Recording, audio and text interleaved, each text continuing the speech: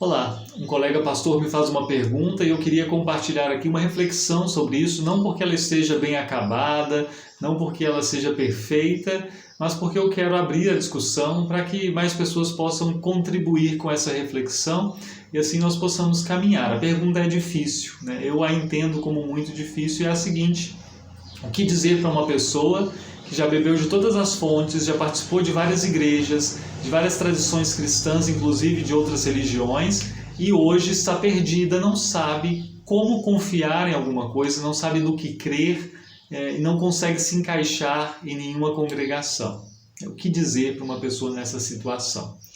Eu entendo que essa pergunta é difícil, porque uma tendência que um pastor tem diante dela é dizer assim: venha para a nossa igreja aqui, porque ela é perfeita e aqui você cessa essa sua busca. Seria uma forma de tentar resolver a questão. Eu acho que não resolve porque, primeiro, essa pessoa já pode ter tido uma passagem por essa igreja específica. E outra coisa, talvez não tenha tido uma passagem por essa igreja específica, mas a forma de se aproximar dela pode não ser saudável também. Ela pode chegar toda meio cambaleando já dessa vida que tem e simplesmente ter mais uma experiência para sair dali com mais uma cor na sua colcha de retalhos, trazendo algo, daqui eu carrego isso, E aí a pessoa tem uma mente teológica confusa, absolutamente confusa. Que dizer então? O outro problema é que não há uma igreja que eu possa dizer assim: esta igreja é absolutamente neutra. E aí as pessoas agora vêm com suas questões, assim, os apaixonados, não, mas a minha é a verdadeira igreja de Jesus, perfeita, sem nada. Eu não estou falando disso, estou falando assim: não existe uma igreja que seja desprovida completamente de opiniões humanas, de perspectivas humanas, de um modo de fazer as coisas, pelo menos, que é humano. Então as instituições, todas elas, têm algo que não é completamente puro no sentido da existência social dessa organização. A igreja é santa, é uma, ela é universal, ela é católica, mas isso é o que nós cremos da igreja, mas não de uma instituição específica. Instituições humanas são falhas. Instituições humanas são marcadas pela ação humana que carrega consigo o reflexo do que há no coração humano. Então, assim, não há uma igreja neutra que eu diga assim: isso aqui desceu do céu, não tem nada de intervenção humana aqui.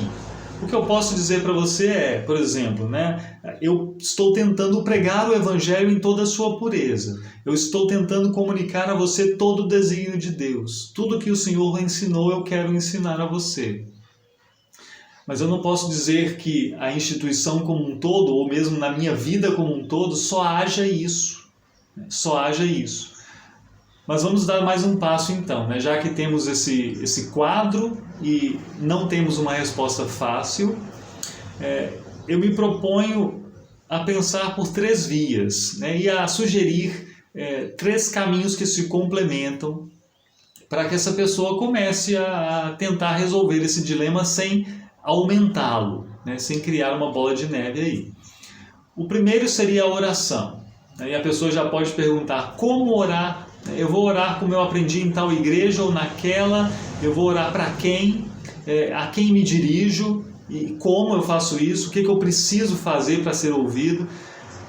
Aí eu vou dizer, bom, nesse ponto nós temos clareza, Jesus Cristo nos ensinou isso com toda clareza, é límpido o ensino, dá para se ver bem o que fazer.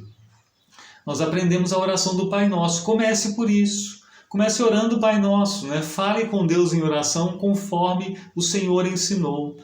Diga essas palavras orando-as realmente, não simplesmente lendo-as, mas orando essas palavras a Deus. E crendo que Ele te escuta.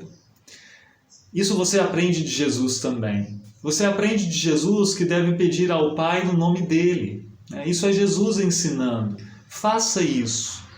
Ore o Pai Nosso, depois coloque as suas ansiedades diante de Deus em nome de Jesus.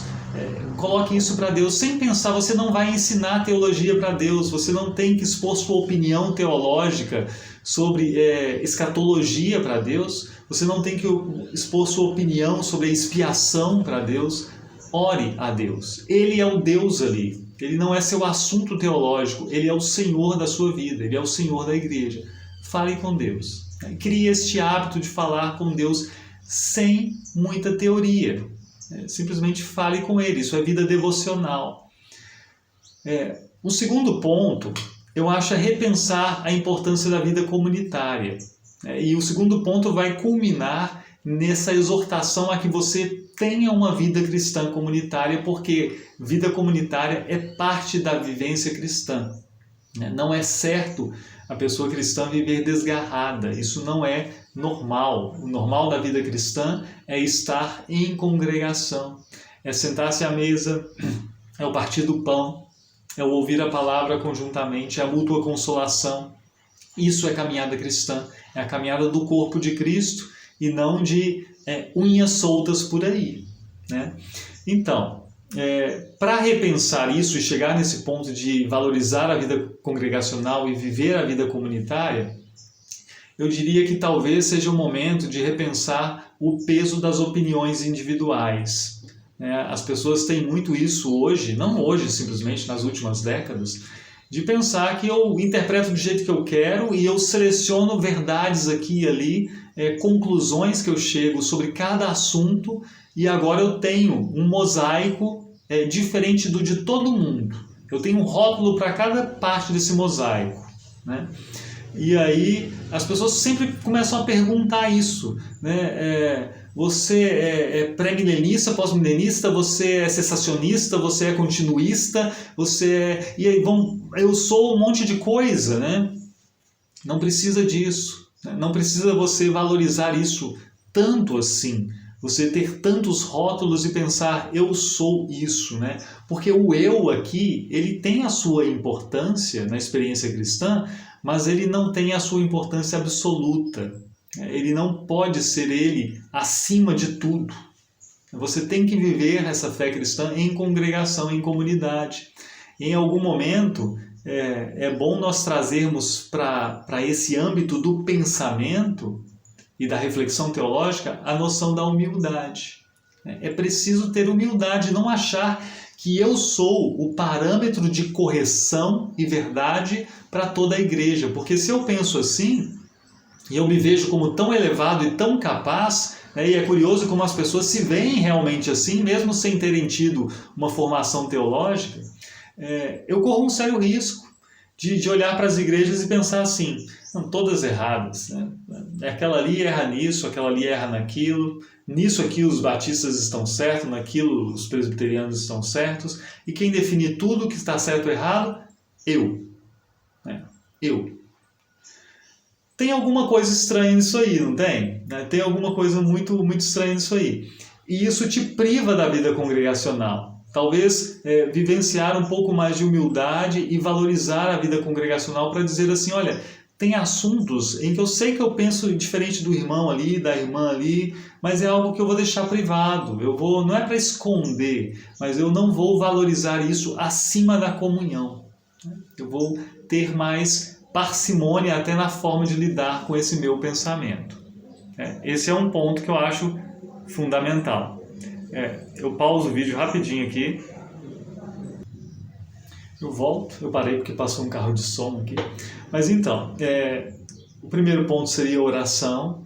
O segundo, uma revalorização da vida comunitária e uma reflexão sobre o seu lugar, e se você não está sendo por demais individualista. E o terceiro ponto, que tem a ver com a vida comunitária também, é a importância do aconselhamento. A importância de que essa caminhada que é comunitária, não é comunitária só porque você se reúne no culto, mas ela é comunitária também porque você não é um herói solitário. Você se sente necessitado de conversar com alguém, de ter alguém para te aconselhar. E essa pessoa é bom que seja uma pessoa cristã mais experiente que você, uma pessoa cristã que esteja, né, talvez não experiente simplesmente de tempo de caminhada cristã ou de idade, mas também que esteja estável, que esteja uma pessoa tranquila, em paz com a vivência da fé, né? Isso pode te ajudar muito, né? Ter alguém com quem contar, com quem conversar. Isso é importante, não é para quem está começando a caminhada cristã, simplesmente é para todos nós, né? Todos nós temos que ter alguém em quem confiamos para podermos procurar no momento de tentação, inclusive, no momento em que a nossa fé se vê provada. É necessário ter alguém para conversar. Eu tenho alguém em quem eu confio, mais de uma pessoa, na verdade, 2 pessoas em quem eu confio, que eu posso conversar e posso me abrir, inclusive dizer dos dilemas e tudo mais. É importante isso, né? Não é uma caminhada de um herói solitário a vida cristã, né? Pense nisso. Esses 3 pontos, então, que eu deixo como minha contribuição para um começo de tentar uma resolução. Oração, valorização da vida comunitária e aconselhamento, se possível próximo, se possível tomando um café, tomando um chá e conversando, e com a frequência que for necessário. O aconselhamento não é algo pontual e resolveu. Aliás, merece um vídeo esse assunto, porque me perguntaram mais sobre isso por estes dias. Contribuam aí, pensem com a gente o que fazer para essa pessoa. Não é para massacrar mais ainda a pessoa, mas para tentar ajudá-la, né? Bênção de Deus e até a próxima.